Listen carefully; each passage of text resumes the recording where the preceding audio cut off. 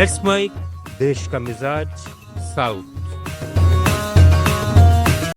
ये है let's mic modern radio और आप सुन रहे हैं दक्षिण भारत की खबरें। तमिलनाडु विधानसभा चुनाव में हर 5 में से एक उम्मीदवार के खिलाफ आपराधिक मामले दर्ज हैं।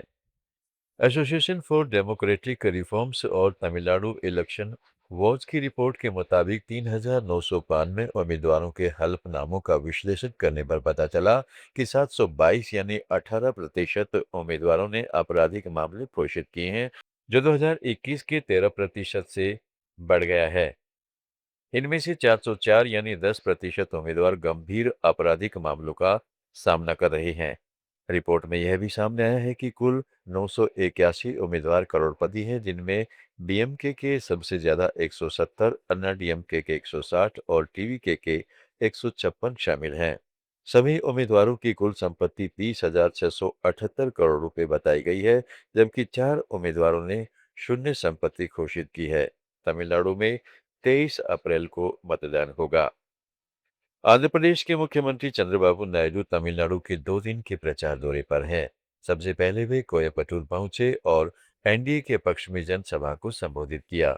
अब उनका होसूर थल्ली में रैली और शाम को चेन्नई के अवाड़ी में रोड शो का कार्यक्रम है। कल वे मदुरै और सत्तूर में सामाजिक समूह के नेताओं से मुलाकात करेंगे और एनडीए उम्मीदवारों के समर्थन में विभिन्न कार्यक्रमों में शामिल होंगे। गौरतलब है कि तमिलनाडु चुनाव में आंध्र प्रदेश की सीमा से सटे ताड़ा से कुप्पम तक करीब 150 किलोमीटर लंबी सीमा पर बसे गांव में कई लोग दोनों राज्यों में वोटर आईडी रखते हैं, जिससे 10 से ज्यादा विधानसभा क्षेत्रों जैसे गुम्मिडी पुंडी, तिरुवल्लुर, तिरुत्तनी, रानीपेट, कटपाड़ी, अब्बूर और कृष्णगिरी में 5,000 से 10,000 अतिरिक्त वोट प्रभावित हो सकते हैं।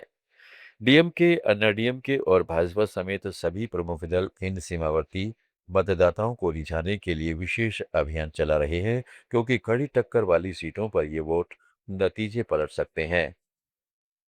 कर्नाटक में कांग्रेस विधायक एन.ए. हारिस के 2 बेटों के ठिकानों पर ईडी ने छापेमारी की है।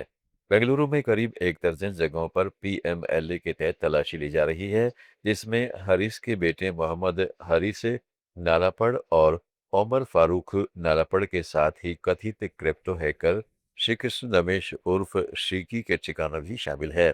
यह कार्रवाई क्रिप्टो करेंसी से जुड़े मनी लॉन्ड्रिंग मामले में हो रही है। शांतिनगर विधानसभा क्षेत्र से कांग्रेस विधायक एन.ए. हरीश का इस मामले में सीधा नाम नहीं है, लेकिन उनके परिवार के सदस्यों पर छापे से राज्य की राजनीति में नई बहस छिड़ गई है।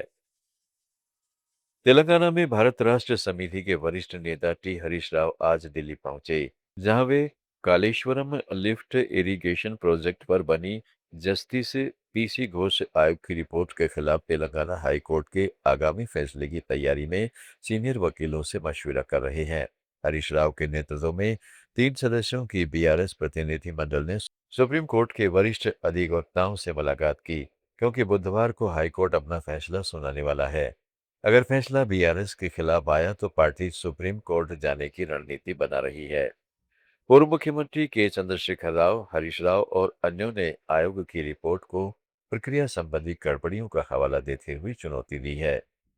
तेलंगाना में चुनाव आयोग के प्रस्तावित एसआईआर प्रक्रिया को राजनीतिक विश्लेषक और केंद्रीय वित्त मंत्री निर्मला सीतारमन के पति परकाला प्रभाकर ने ब्लडलेस मासेकर करार दिया है।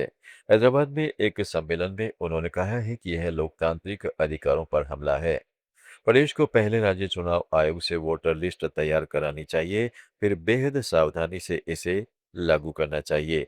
कई राज्यों में इस रिवीजन के दौरान लाखों नामों की कथित कटौती को लेकर पहले ही विवाद हो चुका है और विपक्षी दलों ने इसे साजिश बताया है। तमिलनाडु, कर्नाटक, केरल, आंध्र प्रदेश, तेलंगाना, पुडुचेरी और अंडमान निकोबार की ताज़ा खबरों के इस डेली बुलेटिन को रोजाना सुनने के लिए डाउनलोड करें लेट्स माइक ऐप। जुड़े रहेगा लेट्स माइक के साथ। आप सुन रहे थे let's mike more than radio. Follow कीजिए हमें हमारे सोशल मीडिया प्लेटफॉर्म्स पर। आप सुन रहे थे let's mike more than radio. Follow कीजिए हमें हमारे सोशल मीडिया प्लेटफॉर्म्स पर।